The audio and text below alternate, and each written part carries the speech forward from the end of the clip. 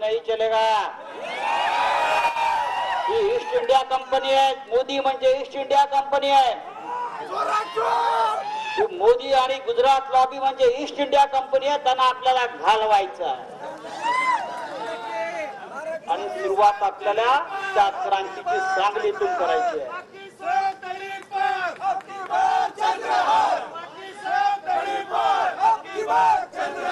त्या तडीपारीची नोटीस आधी सांगलीत द्या। भाजपचा जो खासदार आहे ना त्याला, आज ही जनता त्या भाजपच्या खासदाराला तडीपारीची नोटीस आताच देते आहे।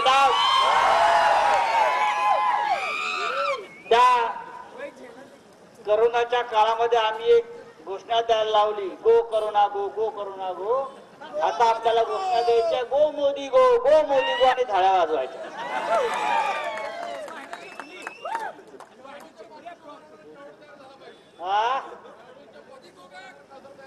नक्कीच ही आपण जबाबदारी घ्यायची आहे सगळ्यांनी। मीच बोलणार, दुसरं कोण बोलणार? अरे ईडी बिडी सगळं जाईल, नंतर काय काळजी करू नका। त्या ईडीच्या बापाला मी घाबरत नाही। चला, असे किती आले किती गेले, हा शिवसेनेचा पट्ट्या आहे, लक्षात घ्या।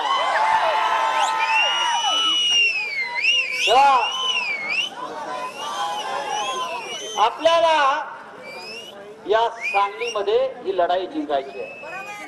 काही लोक प्रत्यक्ष मदत करू इच्छित आहेत त्या मोदीला इकडे,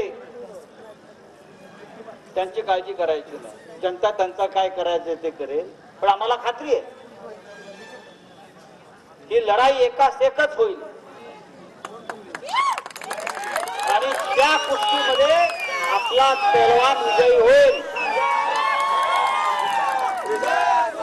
काँग्रेस आपल्या बरोबर आहे, राष्ट्रवादी काँग्रेस आपल्या बरोबर आहे, समाजवादी पक्ष पार्टी आपल्या बरोबर आहे, कम्युनिस्ट पक्ष आपल्या बरोबर आहे, शेतकरी कामगार पक्ष आपल्या बरोबर आहे, आप पक्ष आपल्या बरोबर आहे, आणि इतके सगळे पक्ष आपल्या बरोबर आहेत आणि जनता ही ताकद आमच्या बरोबर आहे।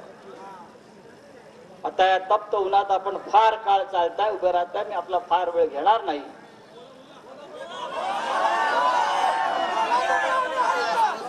येऊन इथंच राहायचंय मला, येऊन पुढले 15 दिवस। तेव्हा आपण सगळ्यांनी आजपासून कामाला लागायचं आहे। जयंतराव बोलतील, त्यांना सांगलीची जास्त माहिती आहे, ते तज्ञ आहेत। पण हा शेतकऱ्याचा मुलगा पार्लमेंटला जाईल, दिल्लीत जाईल आणि सांगलीतल्या शेतकऱ्यांच्या प्रश्नावरती आवाज उठवेल, लक्षात घ्या, संघर्ष करेल, कारण त्याच्या हातामध्ये शिवसेनेची मशाल आहे आणि मशाल कधी विझणार नाही। जय हिंद, जय महाराष्ट्र। मी माननीय जयंतराव पाटील साहेबांना विनंती करतो की आपण आपलं मनोगत व्यक्त